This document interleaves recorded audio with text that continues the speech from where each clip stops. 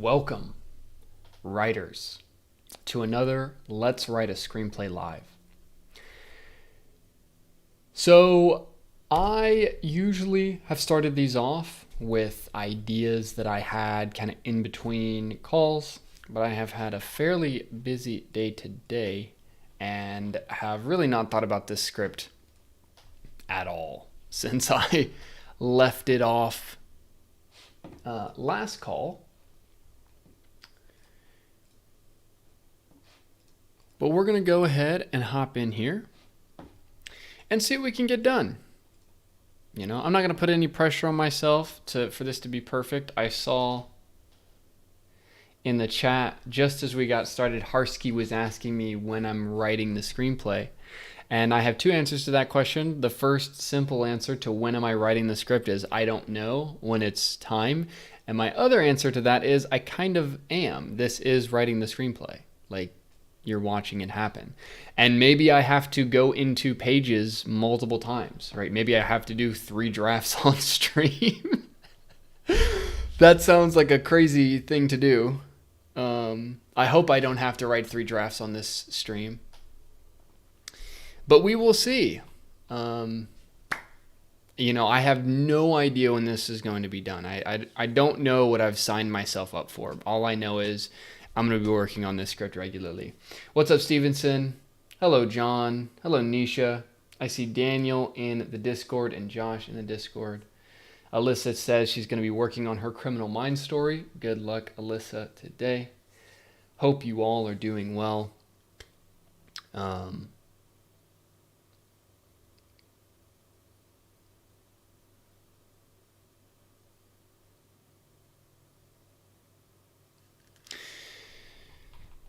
So one thing I did have an idea for, I don't even know how to write this out right now.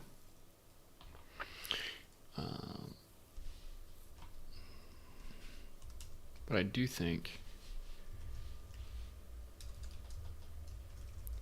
throughout this act, the elements will play a large role. The earth, the rain, the wind, fire. I want to see and feel the natural world. In Act 1, we shouldn't take much notice of the elements, but then after this act, they stay noticeable for the rest of the story. Okay, what do I really want to figure out? I guess I'm still on this midpoint. I've got a way better sense of the backstory between Burke and... Also, I don't like this name, Owen. I don't want him to be Owen. Where's my... Yeah. I don't know what this guy's name is yet, but it's not Owen. What is it? Control Shift 2? How do I... Alt Shift 2? How do I actually strike through? I like to be able to strike through. Alt Shift 5. What a terrible binding. Alt Shift 5. It's way better on Mac. Anyways, I don't like this guy's name. It needs to be something different.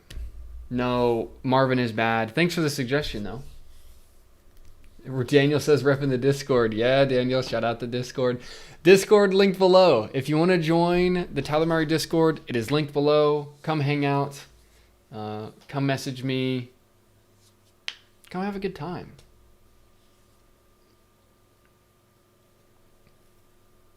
Rama says I'm so behind on these live streams. That's okay. There's gonna probably be 1,000 episodes, so it's gonna be all right. Yeah, I don't like this guy's name. It needs to be something different. It needs to be like a name of strength. What is this guy's name? You know what name I love? Hephaestus. It's the name of a Greek or Roman god.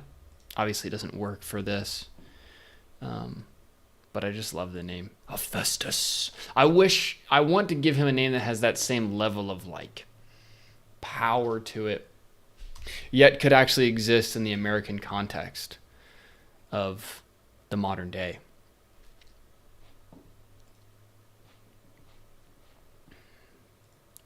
I don't know. Maybe I'll just leave him nameless for a while. It doesn't matter what his name is yet.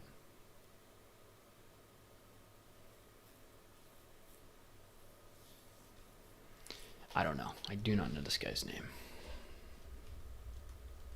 It's not Hephaestus either. Like,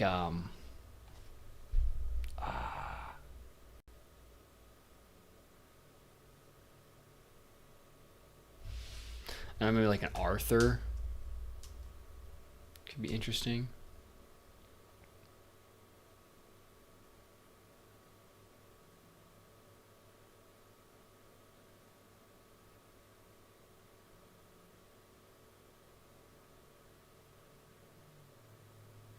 What is his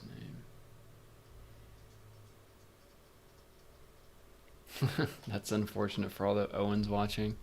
No, Owen is a good name, but Hector is a good option. Scotty, it's kind of interesting. Torque.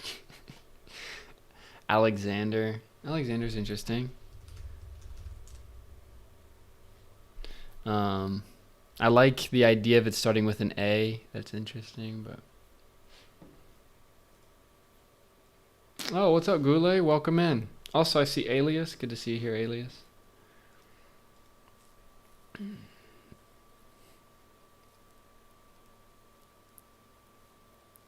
Timmy.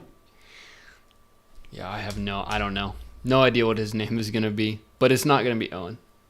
It's going to be something else.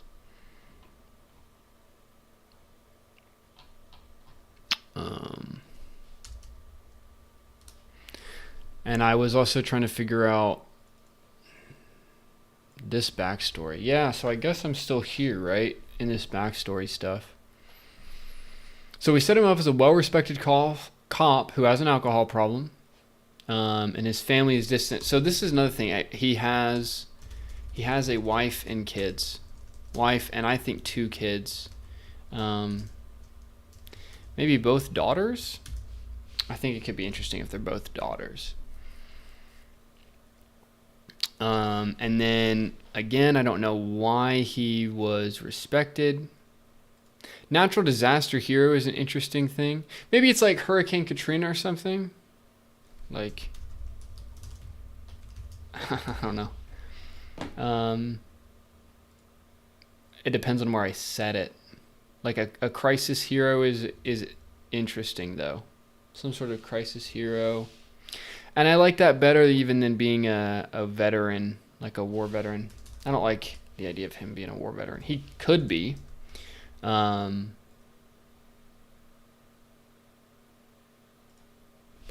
that's not my immediate vision. And then, yeah, I think some kind of crisis hero. Some kind of crisis hero is an interesting way to think about this. How did he like locally save this place or help a lot of people here? And then I think they turn on him. They all turn on him with the media. That's another thing I've been thinking about. Like I think Ephraim also needs to be involved in this early time.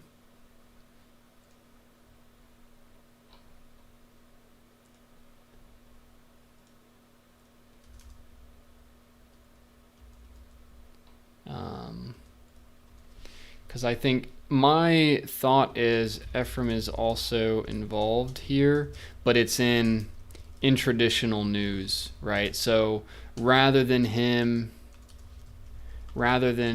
Ephraim being involved in I at this time, right, which is our sort of our X knockoff, he is involved with the old traditional news, which is essentially like Fox, CNN, these kinds of things. like maybe knockoff Fox, CNN, something like this. Because again, I want it to be the narrative matters. The narrative matters, and then Ephraim's news org shaped the narrative about cult leader in the past because it made them money and was great for ratings. So that's how he's also going to be involved in this backstory. So I want to create this whole world of meaningful characters and who symbolize different things that are involved essentially in the whole timeline, where we're not totally separate from important characters in any part of the timeline other than, of course, our younger characters. So there's this old and new. Jeremiah is good. Good evening, Giannis. I like Jeremiah.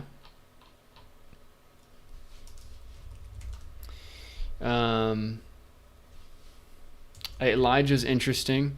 Yeah, it's similar to Ephraim. I mean, yeah, I could also change Ephraim's name. I like Elijah. We'll see.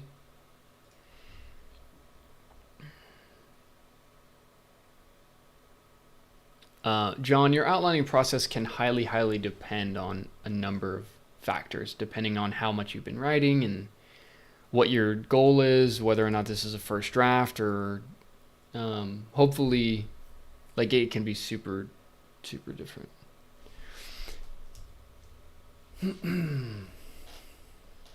Alias says Tyler. I appreciate it.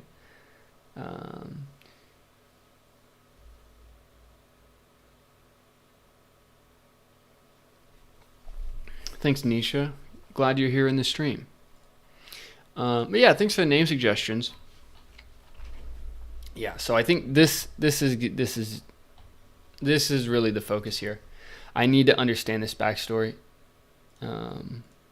That's probably going to be what today is dedicated to, even more so. Because I can't really shape this midpoint without having a very clear understanding of how these characters are involved. And there's, am I missing a fourth piece of my character web? We'll have to see. I don't know. Because, if Ephraim is involved, what was the pastor's brother? Or James, Pastor James? Maybe he's also involved in this backstory as well.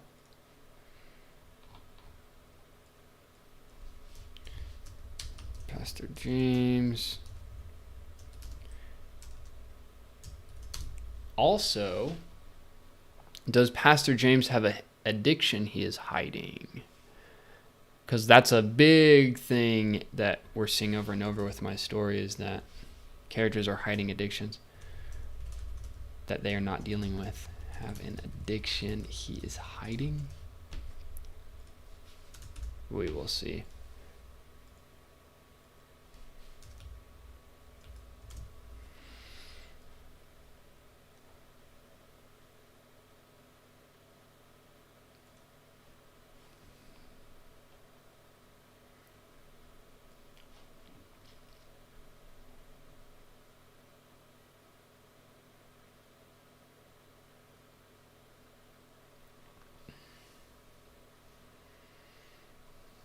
Mystery Z, if you want help on outlines, join the Discord.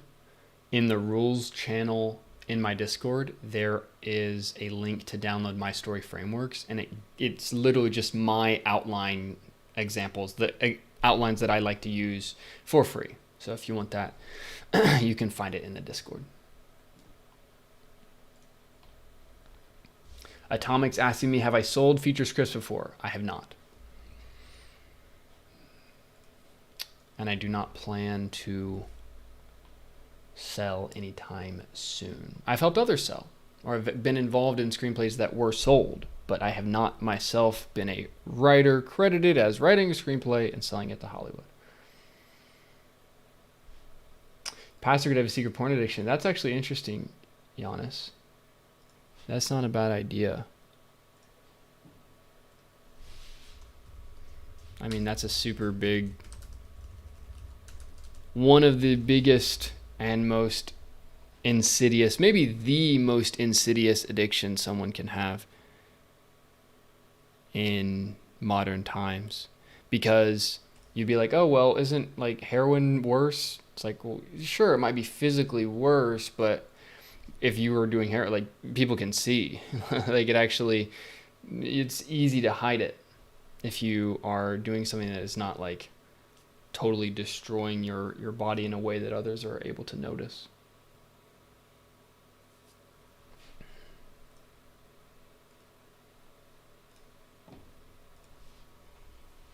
Gule asked me, what is Owen's ethnicity? Do you have ethnicities in mind when you create your characters?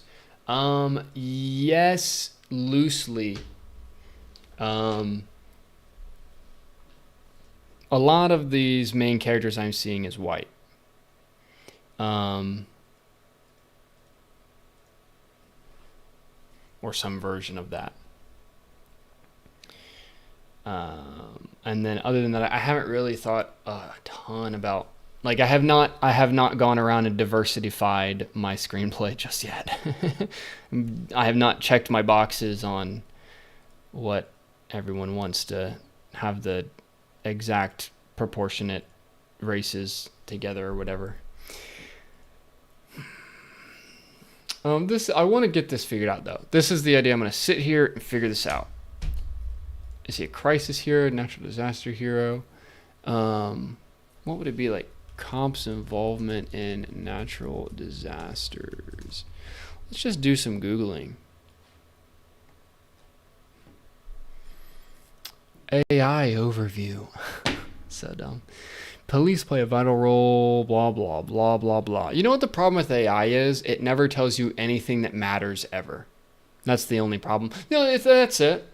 The only problem is it never says anything useful ever once. That's the only problem. Is this any good?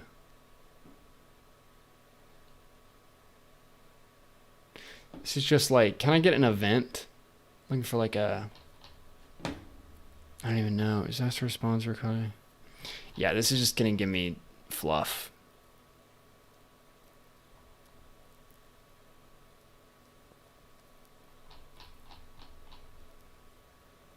Maybe it's just like local cop hero stories is what I'm looking for. Here we go.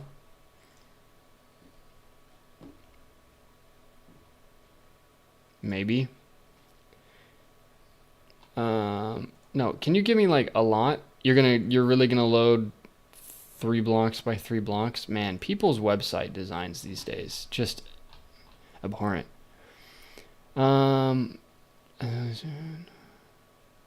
my qualification course: pipes, police department's honor guard, national law enforcement etched in memory, support unity tour.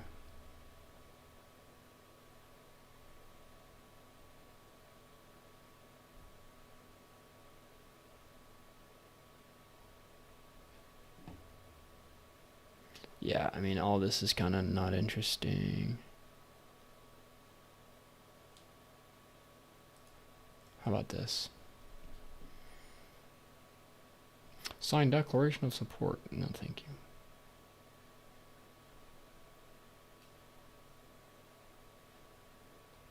This is just giving me nothing. I don't want to look at all this. I don't know. Some kind of crisis. I think a crisis or natural disaster could be super helpful.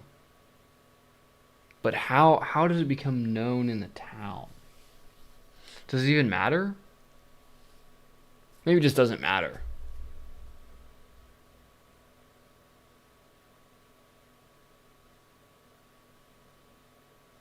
Yeah, maybe it just doesn't matter.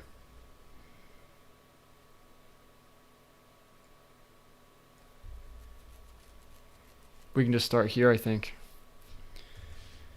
Well-respected cop. Has a wife. let's say murders a man on the job while drunk.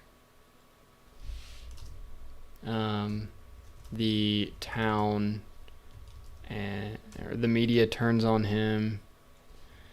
The media turns on him and he becomes infamous in the town. Yeah, Owen and Burke were partners. There's another town. Yeah, I think it just doesn't matter. I think he's just a normal cop. I think it just makes sense for him to be a normal cop.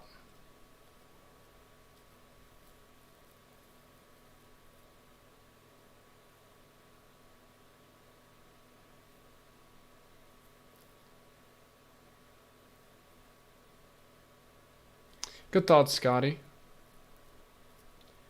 What up, Oliver? Hello, spiritual OG. He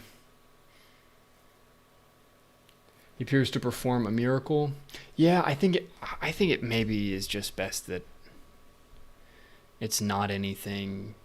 Like, he's just a normal cop. I think he can just be a well-respected cop. Nothing else. Maybe try natural disasters such as fires on hills that cops and firefighters help. Yeah, I mean, that's good.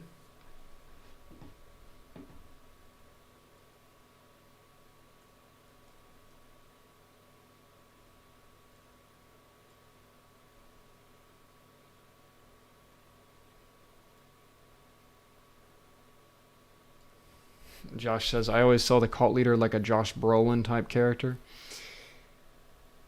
Could be something like that. Javier Bardem is an interesting cast for the cult leader. I could see that too. But yeah, that's important. Right now I don't see a particular Hollywood actor who would be playing this person.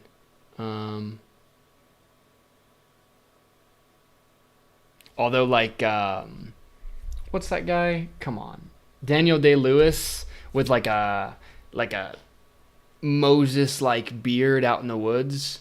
I think that could go crazy.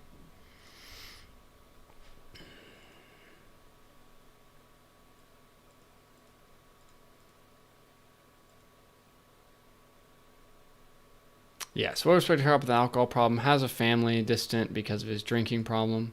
He's, at home but not present kind of thing.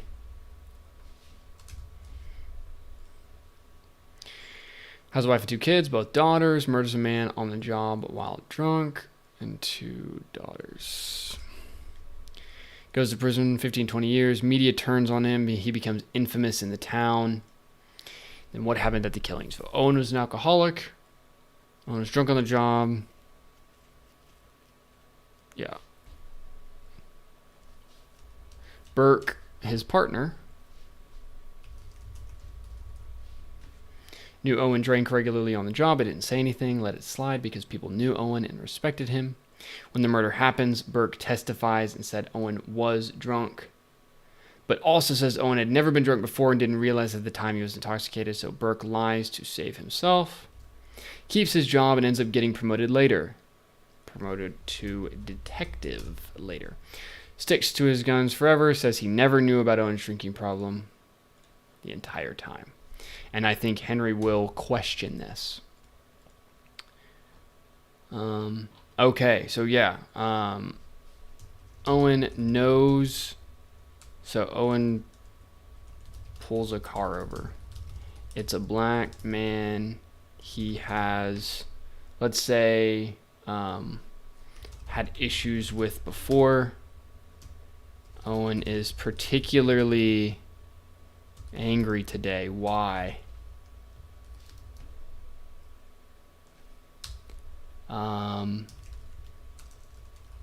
Something with his wife, maybe?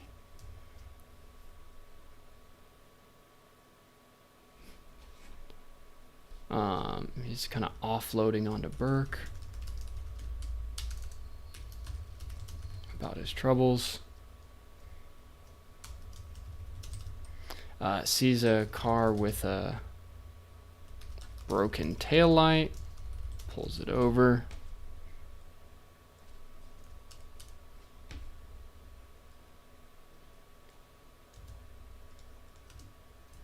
It is a black man he has had issues with before, which is another reason why I think Owen should be white, because I want to use the narrative. So one of the big narratives, especially if you go to 2020 and you have Derek Chauvin and George Floyd, for example, right? Like, these are two hugely popularized people in the media, and like so much happened and even is still happening around the incident of Floyd's death. And I kind of want to use, and part of like this whole story is about media. It's like it's about media and our eyeballs, and it's also about, you know, the actual, constructed world we live inside of, and living more naturally, and all these things kind of together. And so I want to put that in this backstory, right? I want this to be a like racially charged situation that then creates more and more problems, right?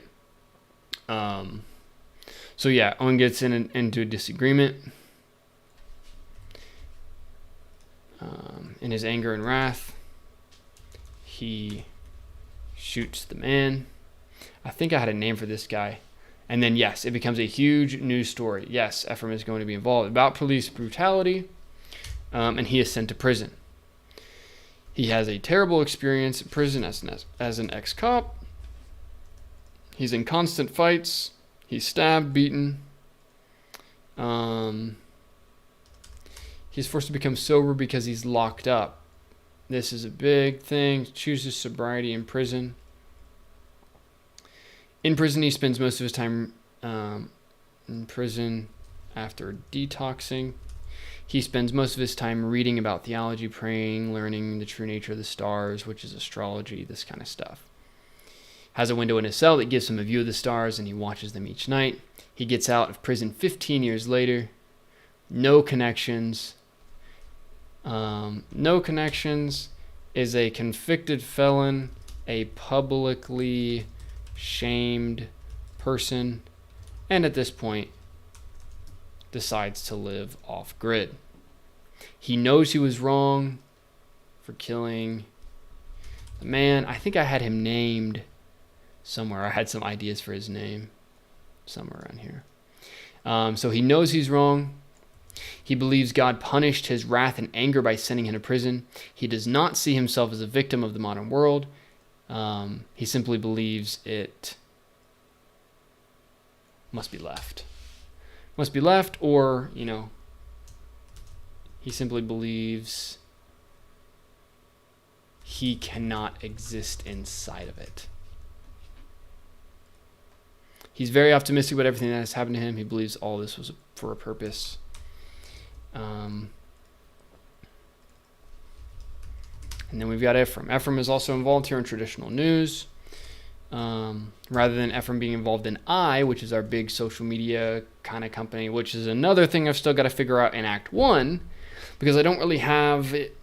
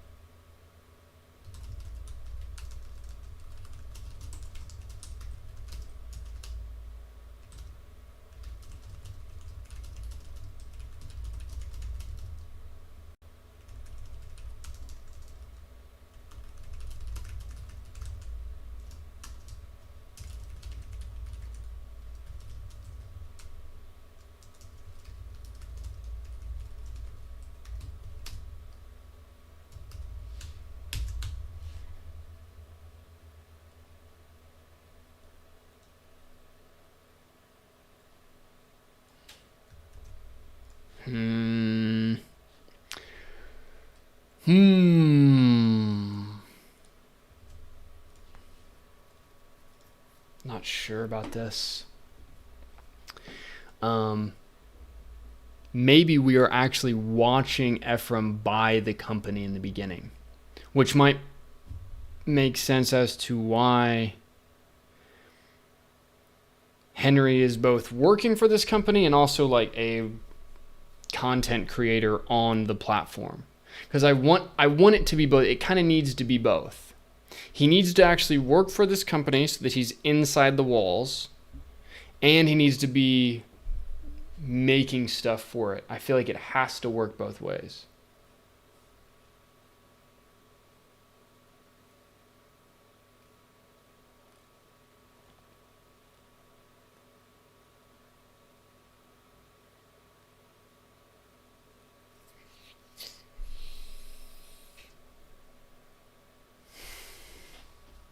Oh, is Daniel Day-Lewis in retirement? That's lame. Yeah, we'll bring him out of retirement to make this movie. This is the role for you, Daniel. Hit my line. And if you can find us some money, let me know.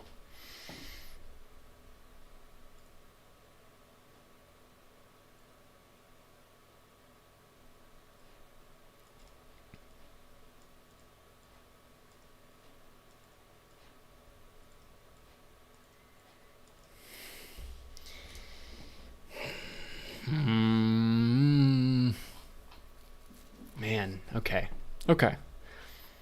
I'm not going to get stressed out looking at all this stuff in Act 1 that isn't perfect.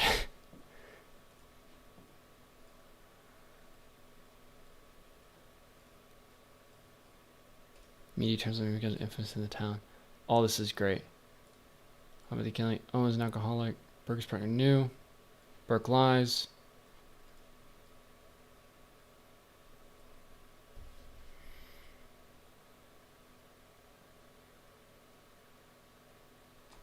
Yeah.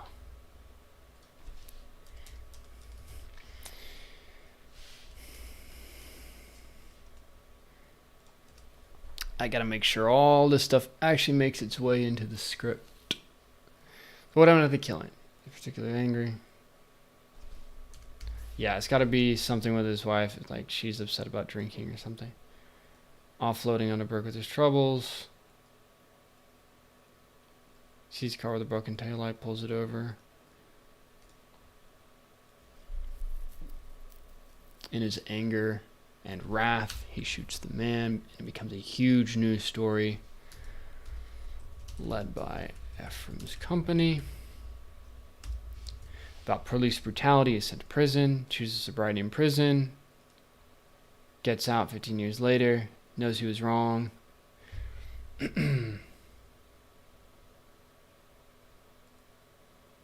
Yeah, Ephraim's news organization shaped the narrative about cult leader in the past because it made money and it was great for ratings, and now they're back for more. Pastor James, is he going to be involved? I don't even know.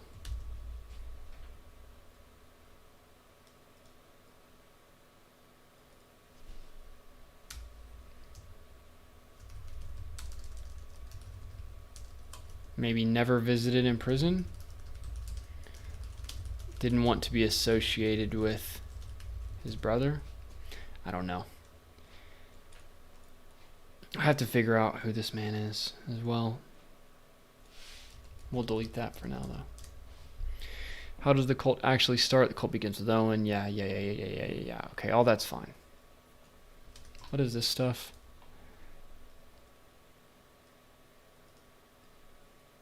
I also like the name Noah.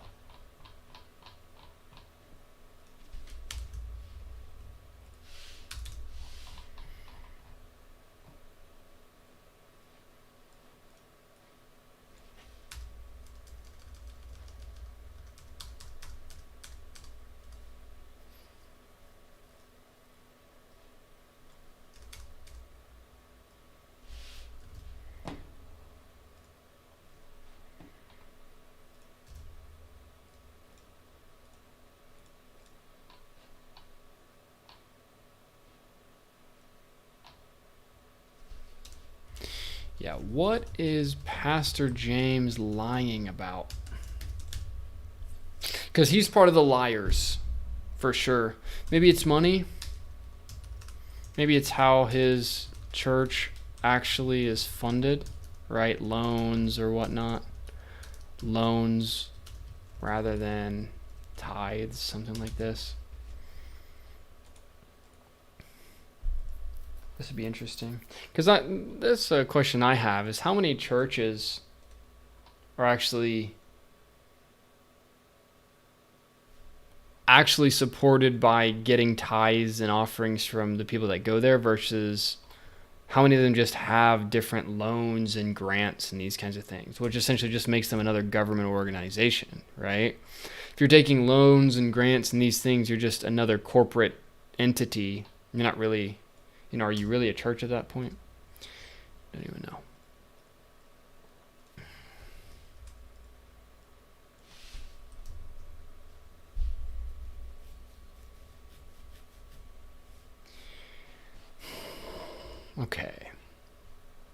Okay, so I think that's pretty clear on the backstory.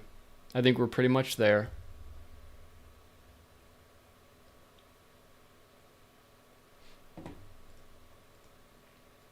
Pastor James could be pursuing social validation. That's possible.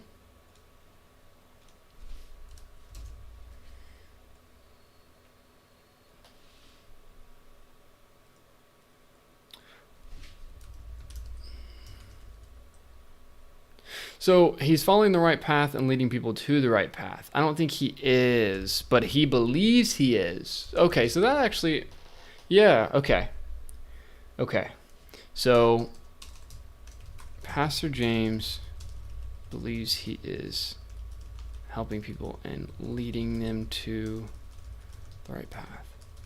And in a way he is, but not fully.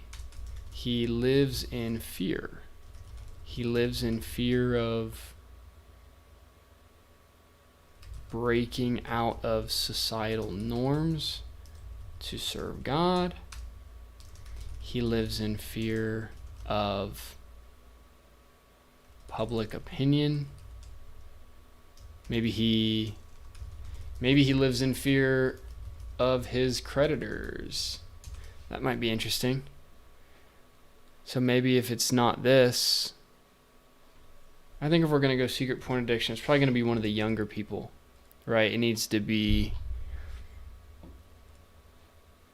Henry, or it needs to be, one of our cult members or something like that. And I have a lot of mild stuff here. I don't think it needs to be all these. I think we're kind of going to bring this one out as a big one. This is a big one. This is a big one. Maybe this is a big one, and the music. Gambling, no. Watch the sports. I mean, I can probably just place this on another character. I don't know. Maybe it's not even worth talking about.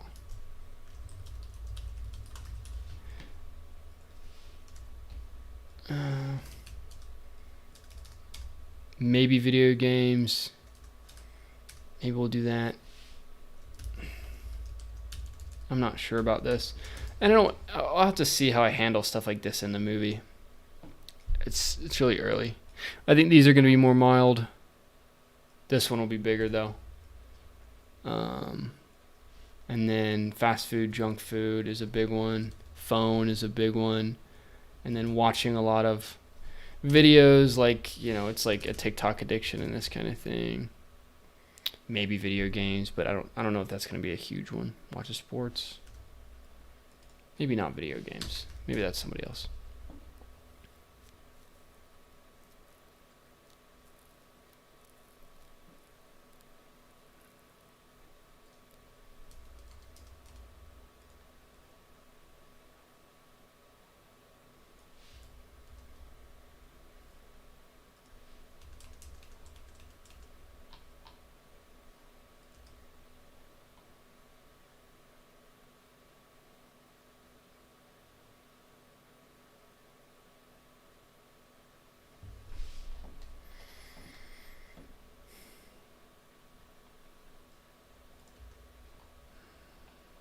Okay.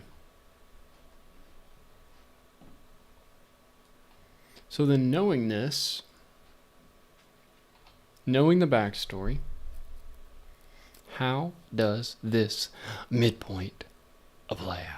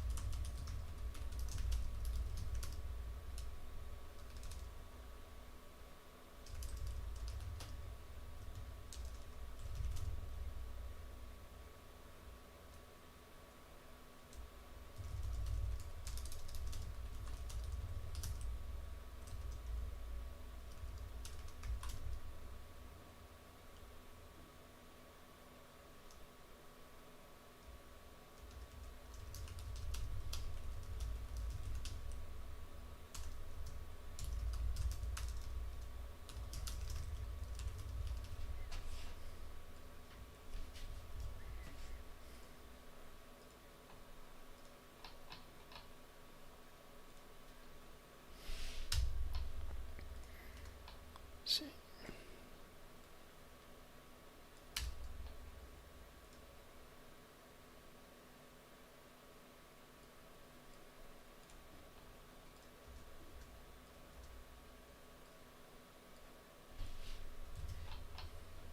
This all goes up here.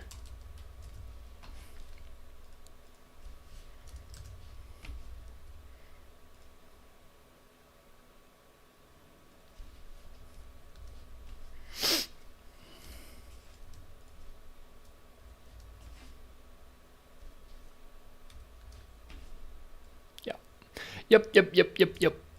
Yep. This is all correct. Scene. New current narrative. Yeah, so then this will have to be here. No, stop. This. No. Why don't you do what I want? Do this. Okay.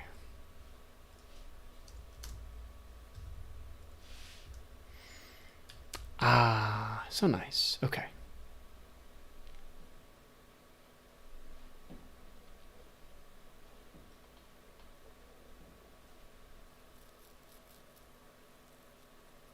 Entertain your existence. That's fun. Eye seems a little on the nose. Yeah, I'm gonna leave it for now. Cause like, maybe it's supposed to be a little bit on the nose.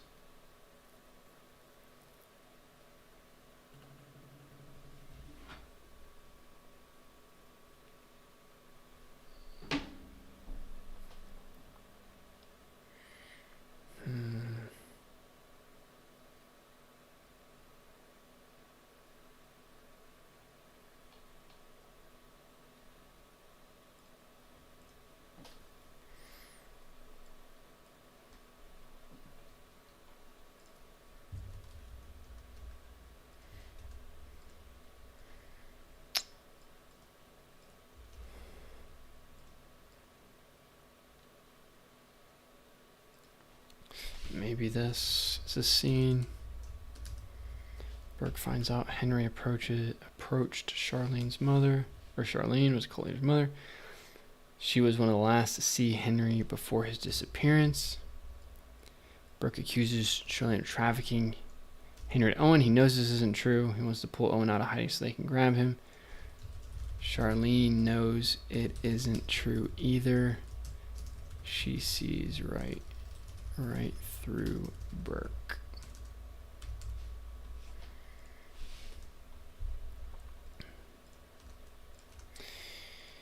Luke makes another run into town. He goes to drop off something important at Charlene's house. She's not there. He does some digging, realizes she's being held by the police without bail on phony accusations. Luke returns to Owen and tells him what he found. This is because of Henry. Henry says he will go show the world he isn't dead to prove them wrong. Owen isn't so sure. He feels that this will continue to add eyeballs to the cult, which is the last thing he wants, but he also should have known. But he would know that, right? Wouldn't he know that?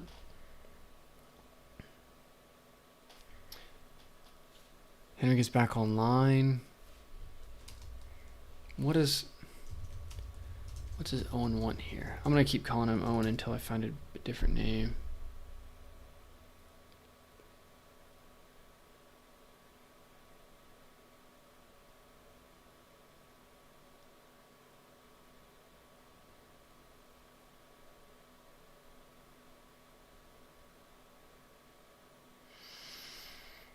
What does Owen want? Okay.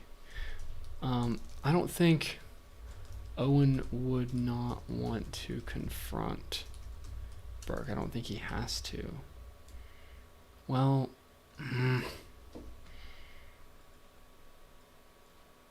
what forces him out?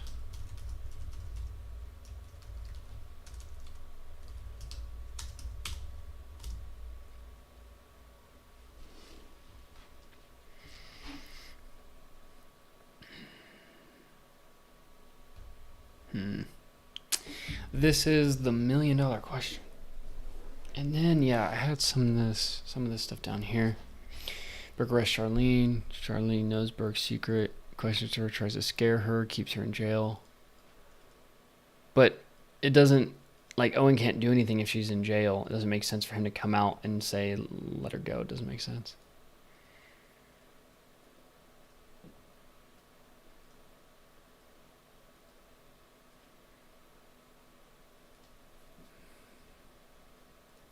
Maybe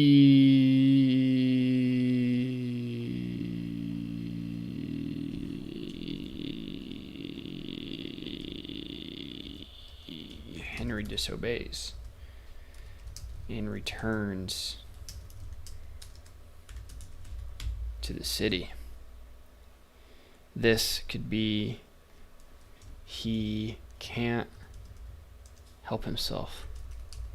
He has to let the world know he isn't dead, and the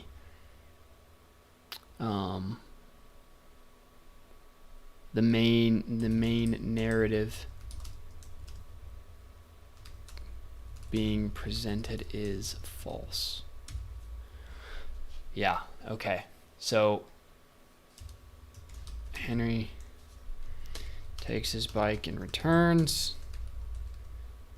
Maybe goes back to his apartment even. Apartment. Turns on his computer. Sends a picture of himself. Says he is alive. He wasn't hurt. The entire media is lying. Yeah, this is good. Maybe Lana messages him. Or she has him. Lana has sent him multiple messages. Does Henry respond? I think that has to be. It's Henry's pride gets the cult leader killed. Exactly what I had up here. Right? He wants to be famous. Henry wants to be famous. He has this internal prideful desire for fame, and that prideful desire ends up getting Owen killed. That's what has to happen. So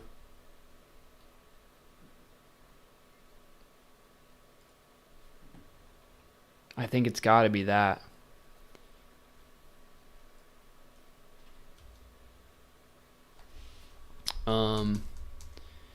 Henry demands Charlene be set free, and Henry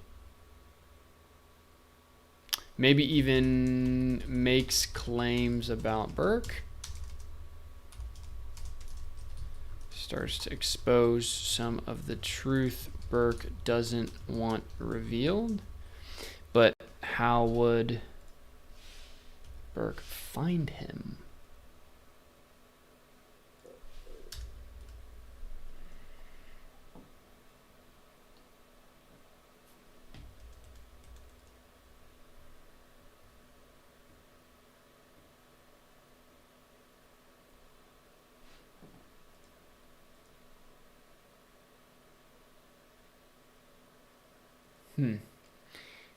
Maybe something happened to one of his daughters. Interesting. I hadn't thought about that.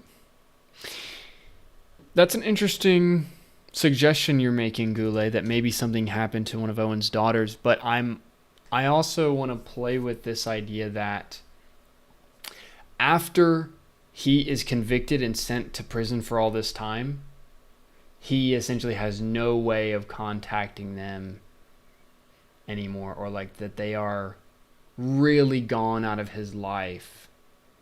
And there's not too much that he's able to do about it. That's how I'm thinking about it now.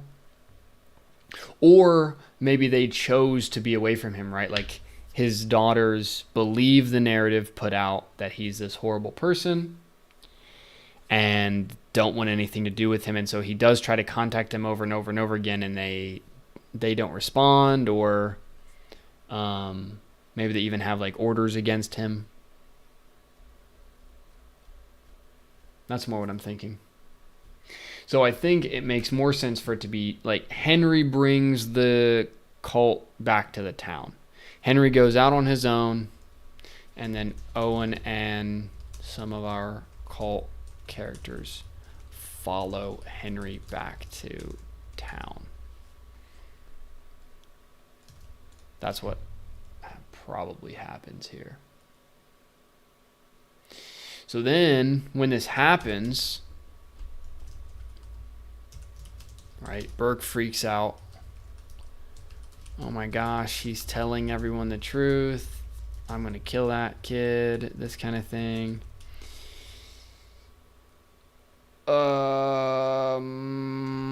Ephraim says this is great. He's only stoking the fire.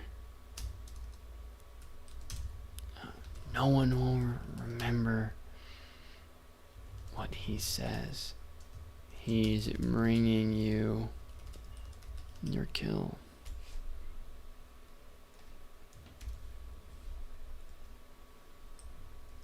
Find Henry. Find your man.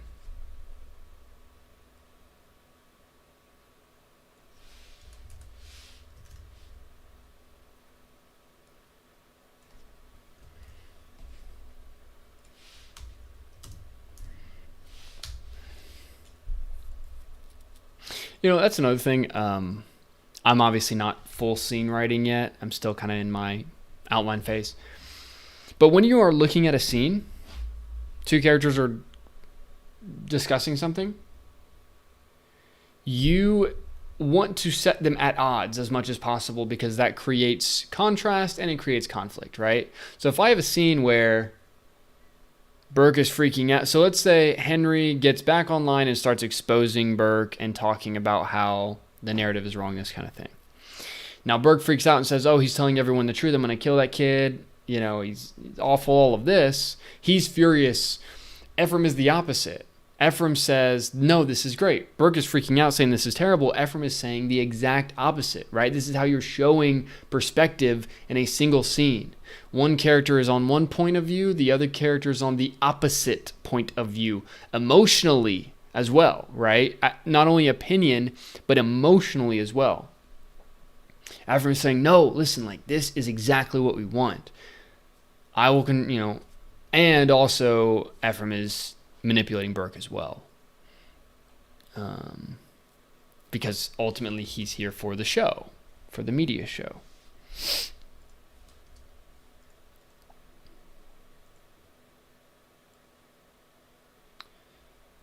So then maybe that's what happens. Demand Charlene be set free.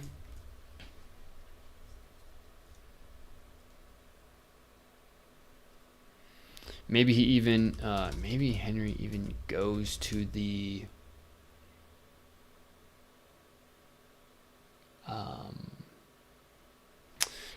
police station Charlene is being held at. Maybe with his live stream on. Like, Henry is live streaming on his phone in front of the police station where Charlene is being held. He is ranting and raving about how Charlene should not be held this way. Cops come out of the station, and eventually Burke shows up with his crew. Henry runs. So that would be probably like this, and then this would go before, and then this would be a possible scene. So then that comes. Now we would say Owen and cult members show up. They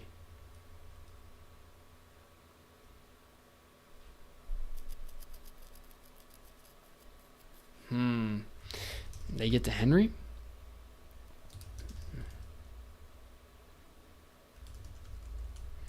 For him disobeying.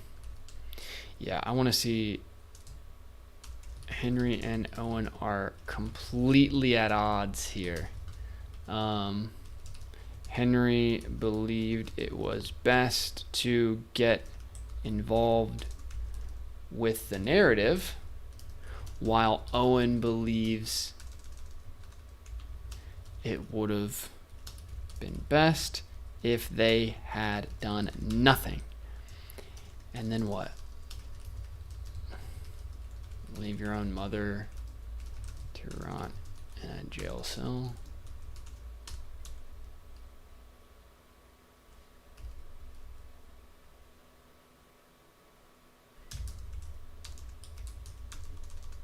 I decide how to handle that. Not you.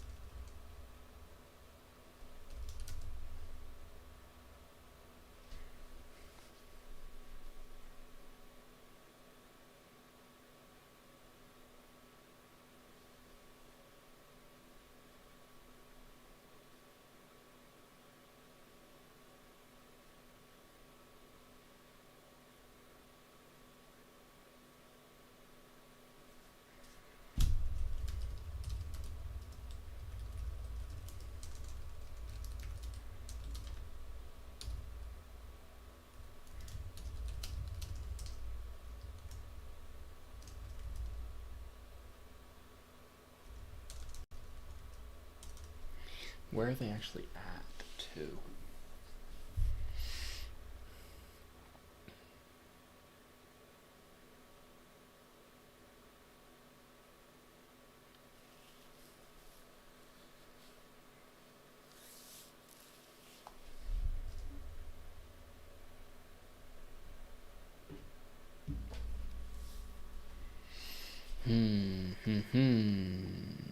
I'm liking this. I'm liking this.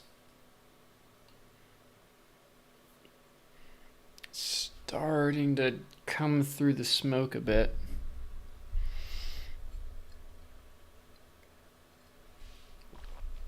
Thomas Gilder is asking me, do I have a favorite philosopher? That is a question, or the answer to that question changes depending on what I'm reading or listening to at a particular time, because I do a lot of following thinkers. But I would say right now, my favorite philosopher, kind of thinker, talker person is this guy, Santos Bonacci.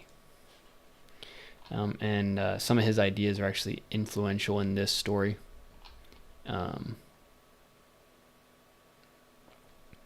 Yeah, he's an interesting guy. I would watch some of his talks like this. Ancient Theology Part 1. Yeah, I've actually watched this video. So that's what I would say.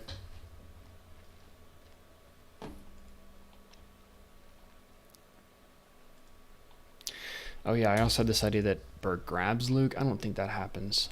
So what did I have in these ideas? Burke grabs Charlene. Charlene knows her secret. Yeah, questions her to scare her. Keeps her in jail. All of this is above. Okay. Once the coax Owen out of the woods, believing if he can kill him, then the truth dies with Owen. Yes. This is all correct.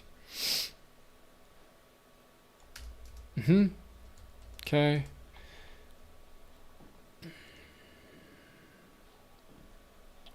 Berg grabs Luke. He uses this as leverage to bring Owen out of hiding. Yeah, I think it's got to be Henry. It makes so much more sense for it to be Henry.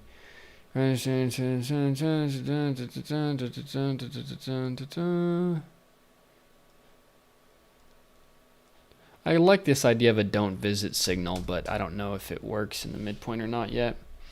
Berg grabbing Luke forces him out of hiding. He has to surprise him. Blah, blah, blah, blah. Okay, all that's not good. Okay.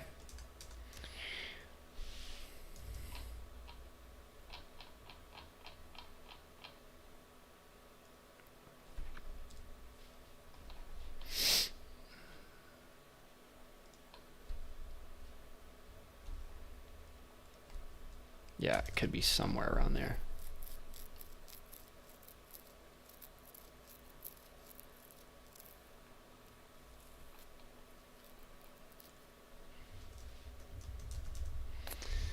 Thomas asked me, how do you combat chronic neck pain with all of the computer work that you do? I get no pain. I have no pains in my body. My body is healthy. My body is strong. I am strong. I have a strong spirit that heals my body. So I don't worry about those things.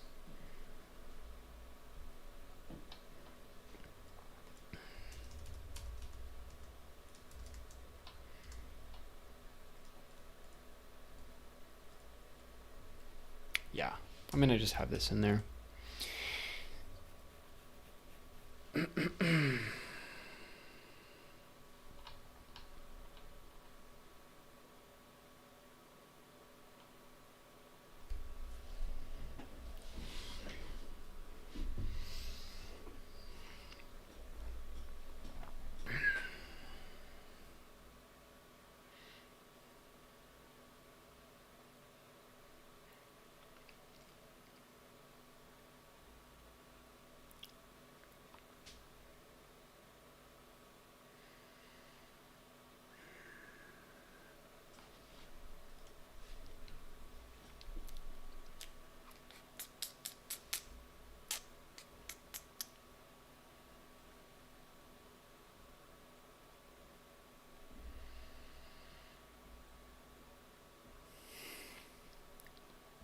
Yeah.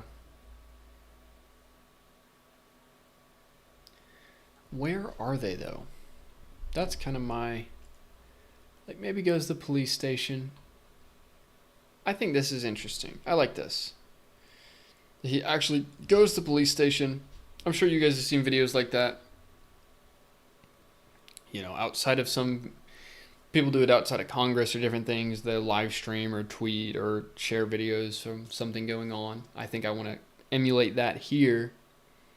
And then they're just in the streets. Maybe that's the problem, is like cops surround them because they are in the streets of this city.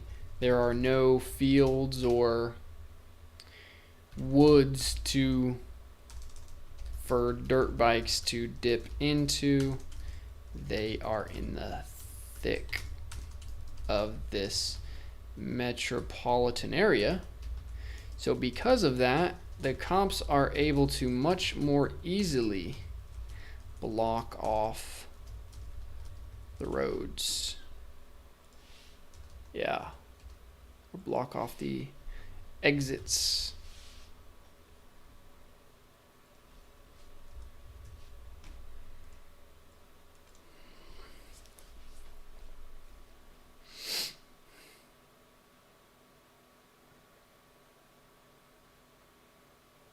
And maybe that's all I have to know. Like,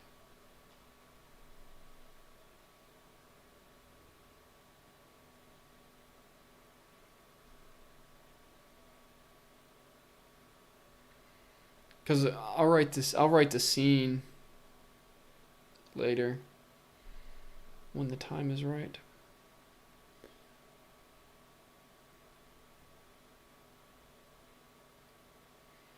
But I just need to understand the place, and I need to understand why they're there. Now I get it. Henry brings everyone together. Cops block things off.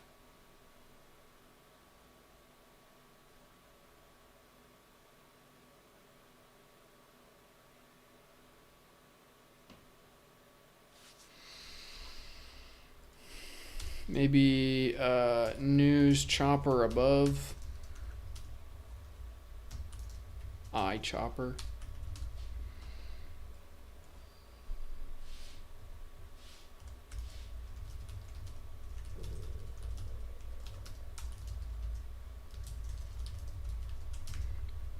So maybe turns to Burke. If we have unfinished business, tell me.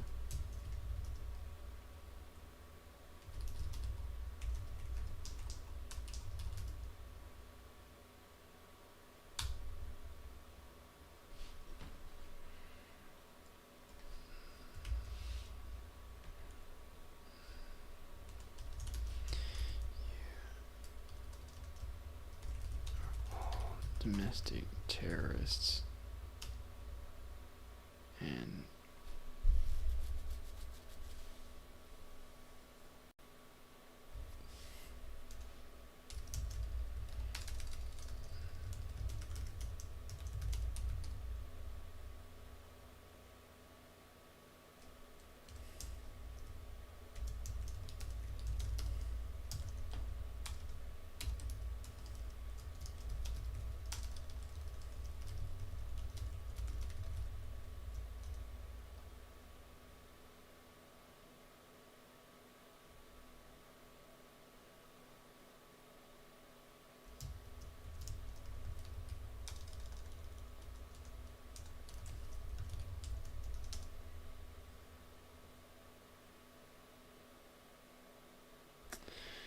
yeah, something like that. I don't know how it's going to play, though, but that's okay. I'll figure it out when I'm actually writing the scene, but I just need to create the moment.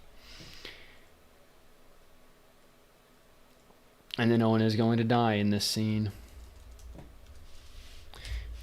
And then we essentially go straight from this into my Centerman kind of idea where they all kind of flee. Everything gets horrible for them. You know, we've got, and this is kind of be the change this midpoint change is going to be where Burke and Ephraim are taking this victory lap. They've essentially won. Everything's over from their minds. I think, yeah, that's how it plays.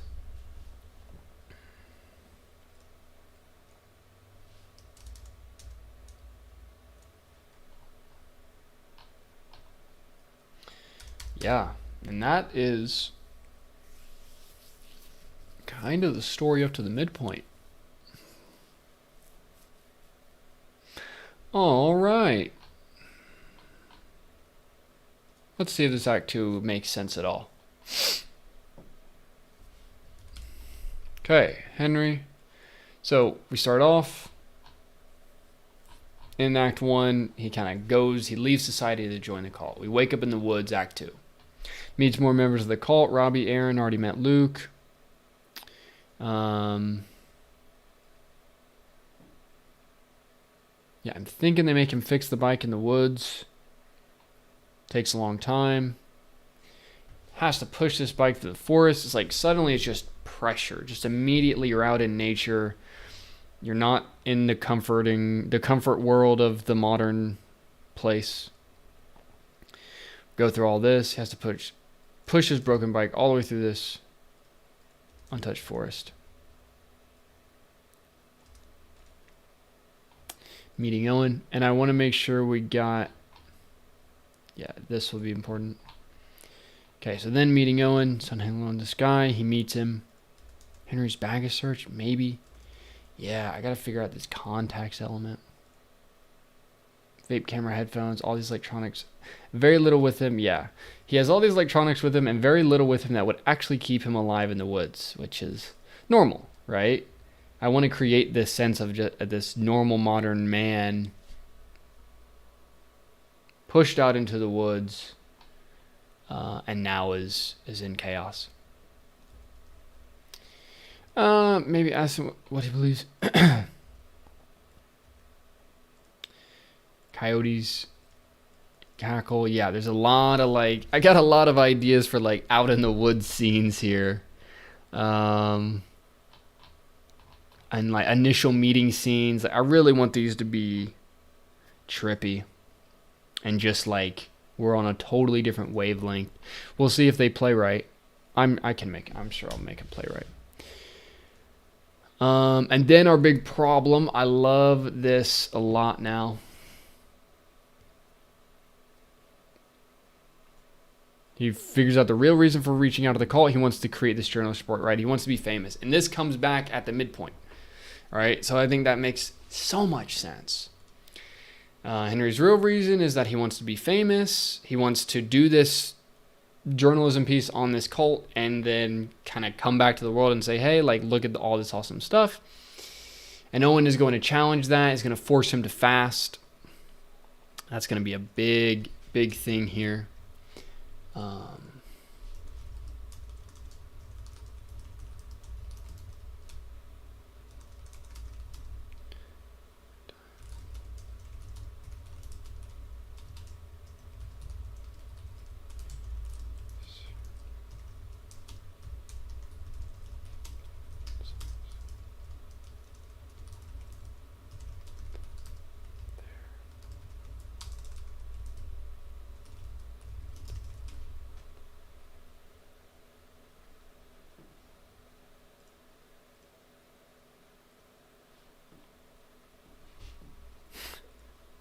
Macron, good to see you here, man.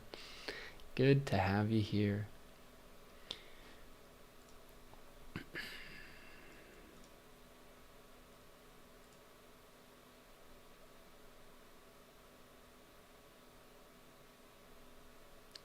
Yeah, so then we're going to get into fasting off of this.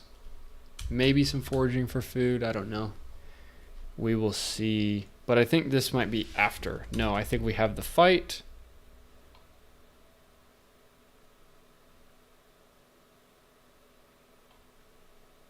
Then I think we have the breaking of the fast. The breaking of the fast. Yeah. Henry thinks they will eat. He thinks they will hunt. You know, cook a deer or something. But instead, they are sent into the woods to forage for berries, herbs, nuts. This, I think, is going to be where he gets angry. He's like, what are you talking about? I just fasted in the most brutal way possible out here in the woods, cold turkey with no plan. And now you want me to eat berries only? And now I think, you know, he can't kill weapons. He's like, I want real food. I want real food. You know, I want real food. I want fast food. I want chicken. I want steak. I want something that's meat. I want to eat dead flesh, this kind of thing. So then we're going to have some kind of like big point of anger here. Then we get down into all kinds of chaos.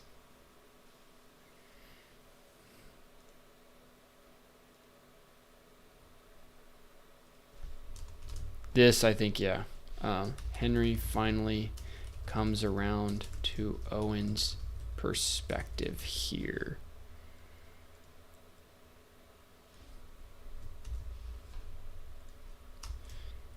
In Owen's heart, he decides that Henry is now ready to meet his new family.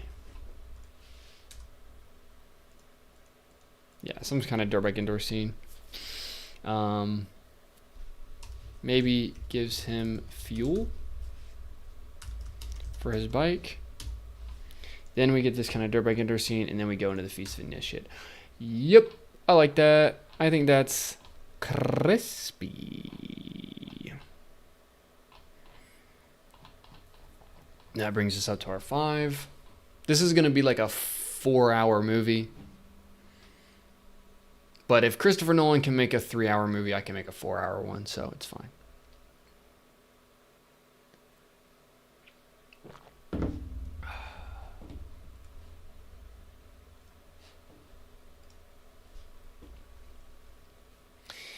Okay, then we get to the actual commune.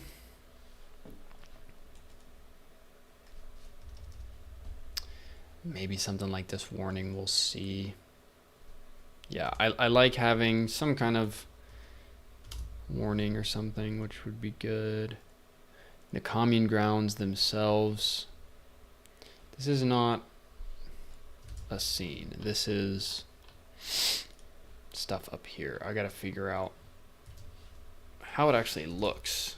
Maybe that's another thing I should work on in this call.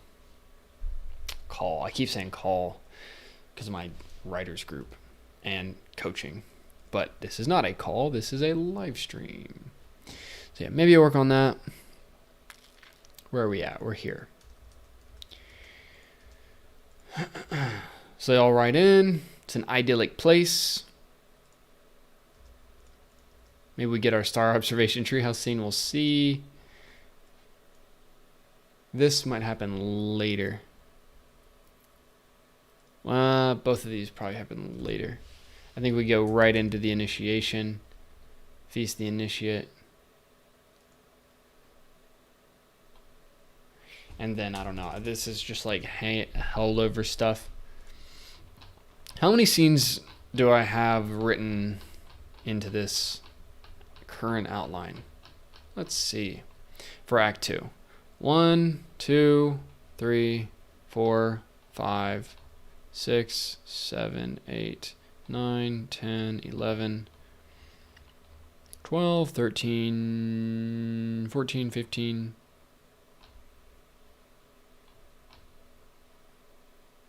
Let's say 14. These would probably be the same scene. 15, 16. I'll just say 17, 18, 19, 20, 21, 22. Plus all this other stuff. Okay, so that's not an insane amount of scenes. It's a little hefty, but it's not crazy. I would love to get it to like 20. I think 20 would be a nice a nice, good spot for this. But I'm just going to let it develop first before worrying about page counts because I'm not even in Pages yet.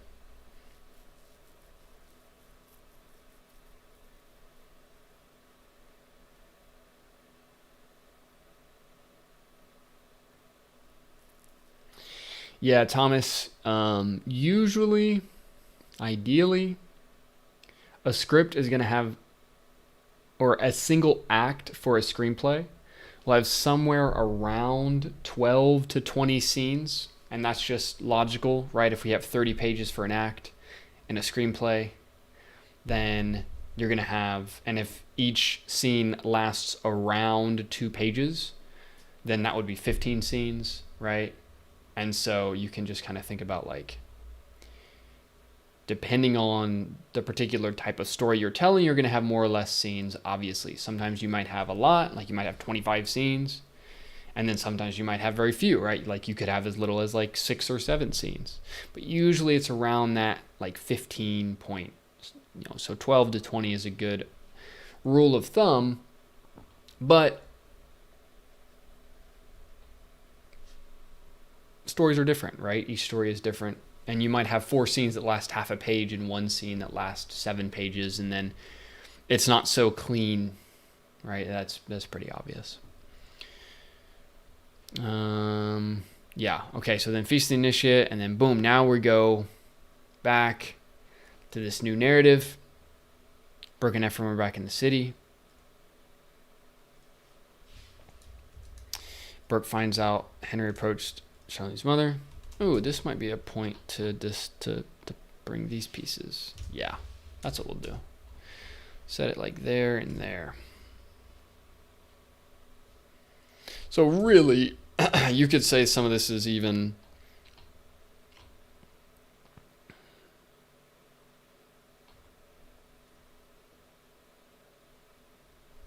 like this is probably the true start of the 6, which is midpoint 6, Henry. Let's say, and Henry returns to the city. I'm gonna leave it there for now, just for my own sense of the story. But if I was plotting this, analyzing where my circle beats would go, this would be the surprise problem and begin here, right? The surprise problem is that Henry returns to the town. So this is our true 6 beat right here. So yeah, maybe I'll just move it down. Yeah.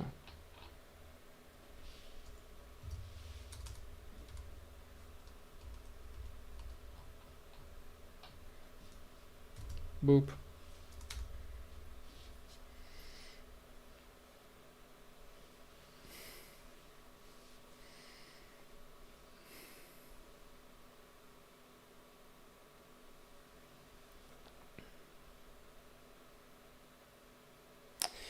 Graziano, for every 30 pages you're likely going to have an act. Unless you're operating on a 3-act structure, then your second act is double the size of your other 2 acts.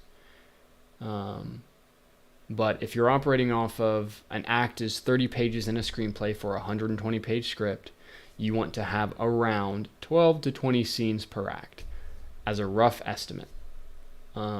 So if you are looking at your outline and you have 5 scenes per act, you probably don't have enough. If you are looking at your outline and you have 35 scenes per act, you probably have too many.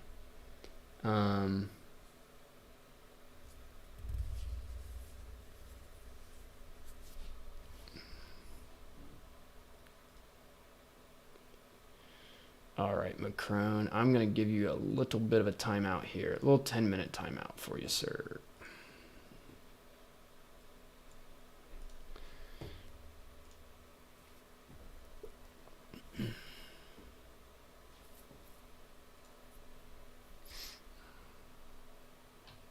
Yeah, so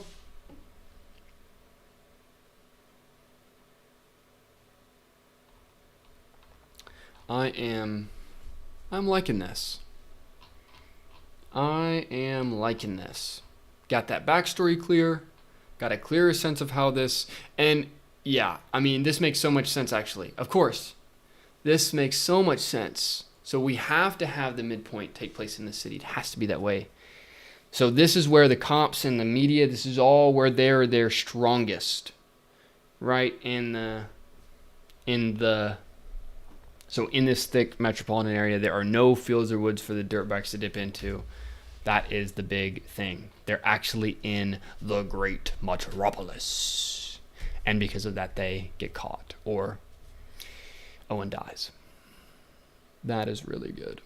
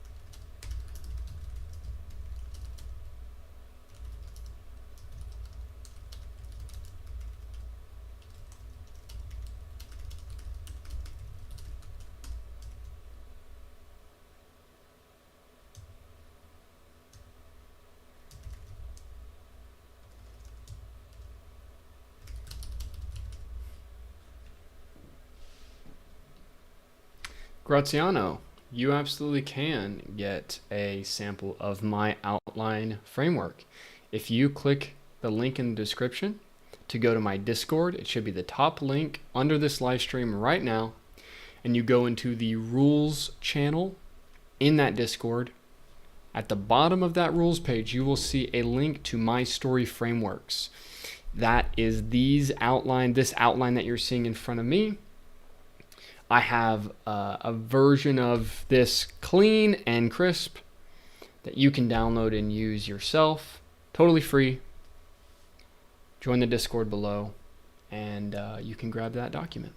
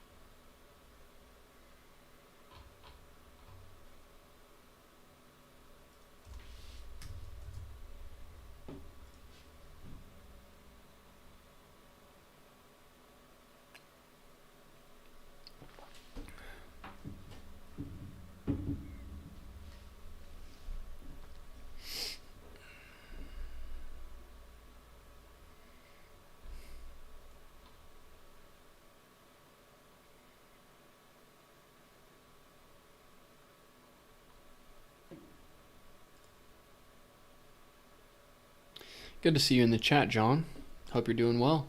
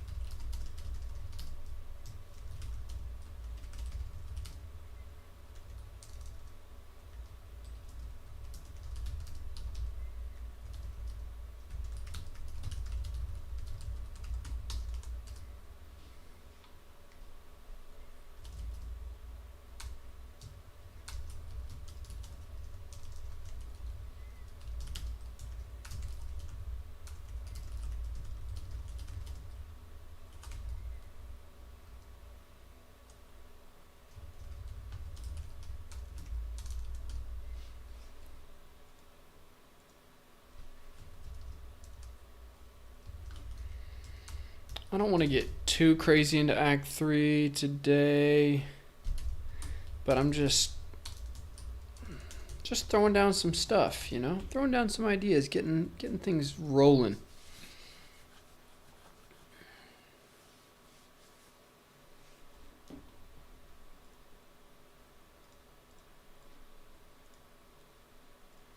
Yeah. This is all good.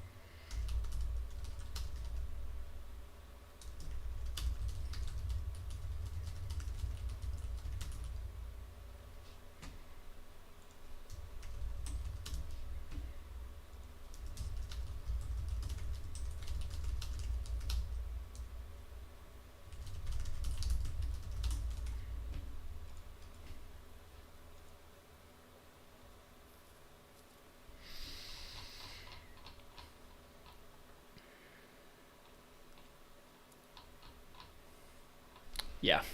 Okay. I think I'm going to go ahead and end things there today.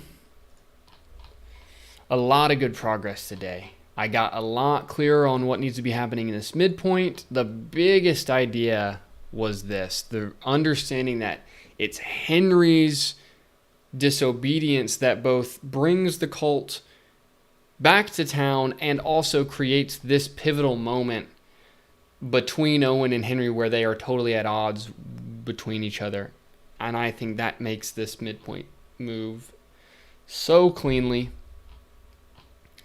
And then getting, a little bit clear on that backstory was helpful. I don't think I need him to be like famous before. It's just he's infamous.